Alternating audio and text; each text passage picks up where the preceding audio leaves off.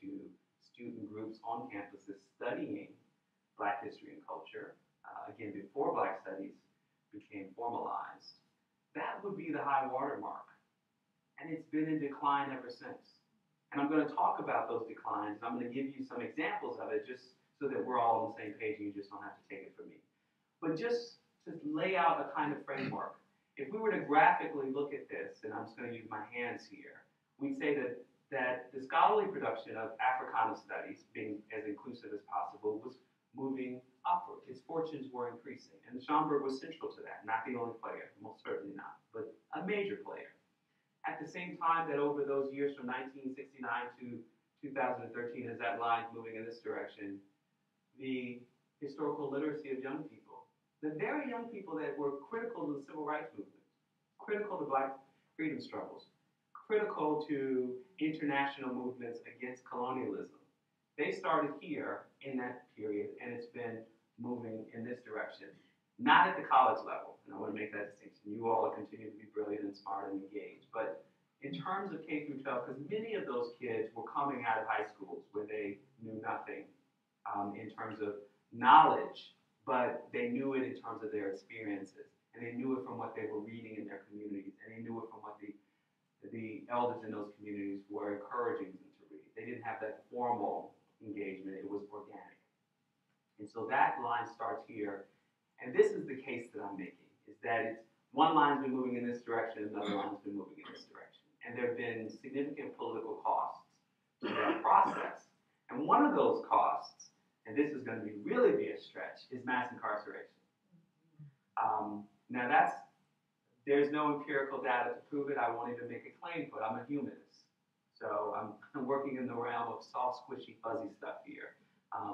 Cultural markers, signifiers of social changes. But I think we can make a pretty strong case for it. And it is that shifting dynamic that I think explains a lot of the larger discourse we have around African American youth and criminalization and tropes of Black on Black violence. This entire edifice that is very much front and center. I mean, in some ways, it's not an accident that today is the day after the 1-year anniversary of Trayvon Martin's murder. Partly because young people die at the hands of racists directly in an act of violence like George Zimmerman, or indirectly by the soft genocide of poverty and neglect, of incarceration, of war on drugs, or the very, very indirect result of that, which would be what we would call, which is deeply problematic, Black on Black violence. So we could have picked any number of names. Trayvon is one that we all know. But we could list a roll call, and we could have an anniversary every day to talk about that.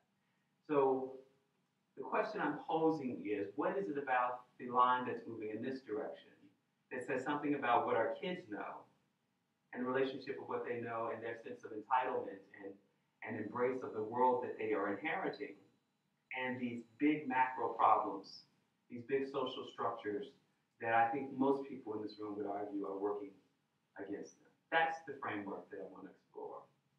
So let me start with a couple of data points. And I'm going to problematize the use of data shortly after I use them, but that's part of the problem.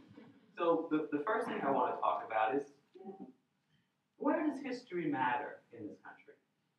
What is the relationship of humanities to citizenship, to global citizenship, to democracy?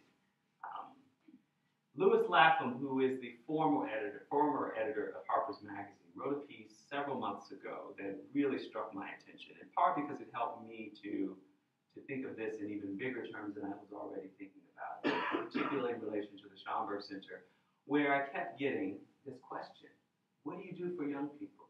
How do you engage those young people? We know that there are fancy researchers that come here, but what are you doing for the community? And so that's really what's gotten me thinking about this over the last 18 months and putting these pieces together. So Louis Lapham writes in an article in Harper's Magazine called "Ignorance of Things Past." And he makes the case that essentially America has always been a country more interested in simplification than complexity, more interested in history for commercial purposes than history for demos, history for a sense of the complexities of our humanity, that history as a reflection of the murkiness of what it means to live in the world and to share space.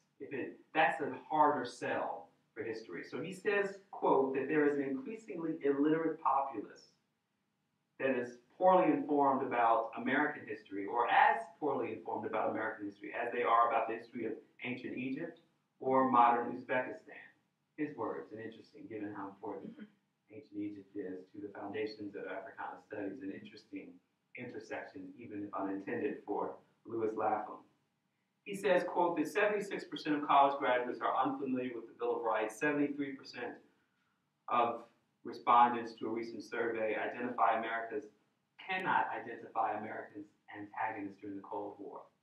Simply don't know it. Now, these are meant to be quick signifiers of the state of historical illiteracy across all population sectors, particularly for young people. But then he goes on to make another kind of claim, which is to say that history's never really been that important to the American project, to what America stands for, other than history in the service of something else, to grand mythology, to grand narrative. And he writes here, quote, that Americans have a wonderful talent for grand simplification. Why then argue for uses of history other than the ones that sponsor the election campaigns, blow the bubbles on Wall Street, underwrite the nation's wars? The short answer he offers here is the past is never dead, it's not even past. William Faulkner's famous quip. So part of what he's arguing here is that history has been about progress, and that the narrative structure of history has been one that is drawn only to an upward story of moving forward, sacrificing the complexities, the tragedies of the past, the murkiness. And to this point, I wanted us to recall James Baldwin's body of work, particularly in his essays, with regard to his understanding of history and his critique, his sustained, ongoing critique with American mythology. The way in which American history was a form of propaganda which justified racial caste in this country. So one of the things that Baldwin is constantly wrestling with is the need to put the tragedy of the past alongside the progress of the past. To tell a story that, as Imani Perry recently wrote in her newest book, a story that is more beautiful and more terrible. That this is what Americans have always done a bad job of. And it has had a direct impact, not an indirect, a direct impact on the march of racial progress in this country. So fast forward to 2008. We elect the first black president. And again, I'm simplifying this for the purposes of moving into something more substantive around these conversations, because I want you to see the arc of this lecture even before we get in the weeds of it, which is to say that we have all borne witness to the simplification of the meaning of that moment.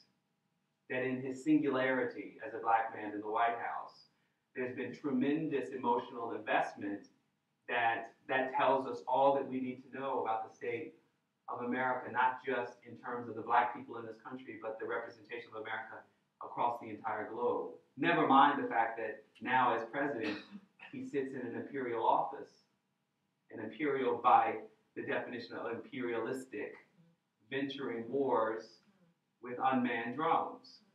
So that's the terrible part. That's the tragedy. That's the dissonance with what his physical self represents as the triumph of this inclusive multiracial democracy, this greatest experiment with Republican government in the world as a beacon of light. You know the story, right? You know the story. So what do we teach young people about how to engage that story? How do you look at those young people? And on one hand, motivational speakers all across the country have said since the day he was elected, no more excuses.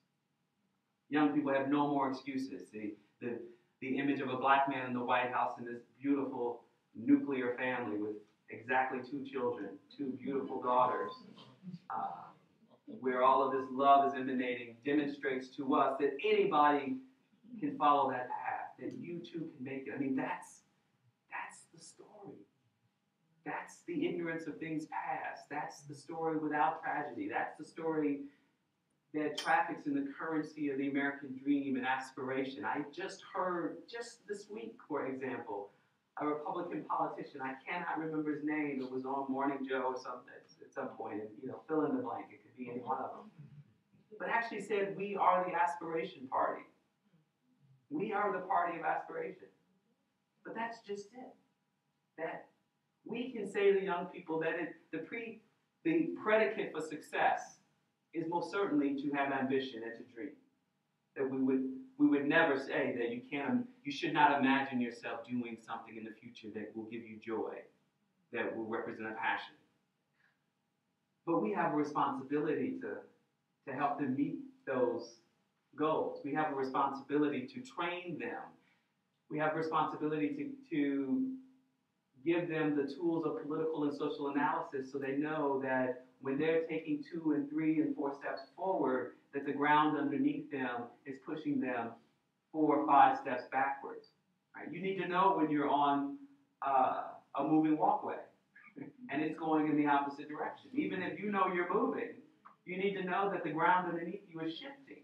And the only way to know that is to have the skills, the political and social analysis. So that's where Carter G. Woodson comes in. I mean, and I'm throwing these at you because partly you know them, but partly because this is the edifice of Black studies. This is the foundation that is the mooring. This is our opportunity to give our children what they deserve so that they don't, to borrow Public Enemy, believe the hype, right?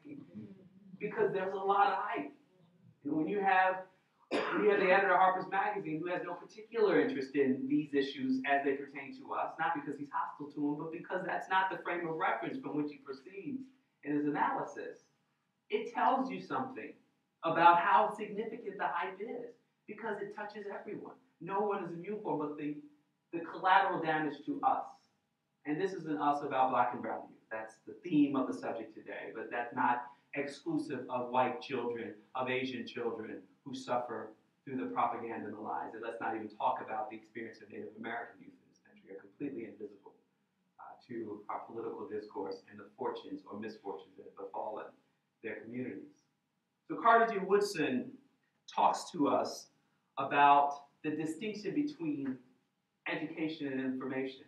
And I think this is a very important point, and it's one of many points he makes, of course, in his body of work, but I'm drawing here particularly from The Miseducation of the Negro, published in 1933.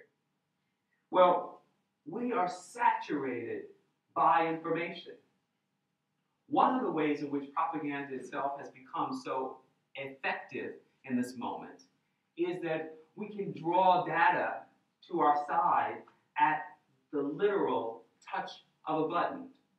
Any one of us right now with 5 fingertip depressions on your Gorilla screen of your iPhone can find information that it would have took our ancestors, our elders, our predecessors weeks to come up with. And they would have been handsomely rewarded just for finding the information, because it was a special skill, because it took patience and diligence. So part of what Carter G. Woodson is calling us to is that this isn't the first time that information became widely available. Our data revolution is most certainly transformative to the world that we live in, to this generation, but there were generations past, of course, and we could go down the line. The printed word, the printing press, have transformed societies in ways that we stand in the wake of. But something about the ability to have all this information comes at a significant cost. It not only comes at a cost that certain uses of information are more powerful than others, certain voices that convey and communicate that information are certainly more powerful. Just having information is not sufficient to winning an argument, to convincing someone of your point of view. That's number one. But information is not by definition education. That requires something more. Woodson writes, quote, "The mere imparting of information is not education. His words. Only by careful study of the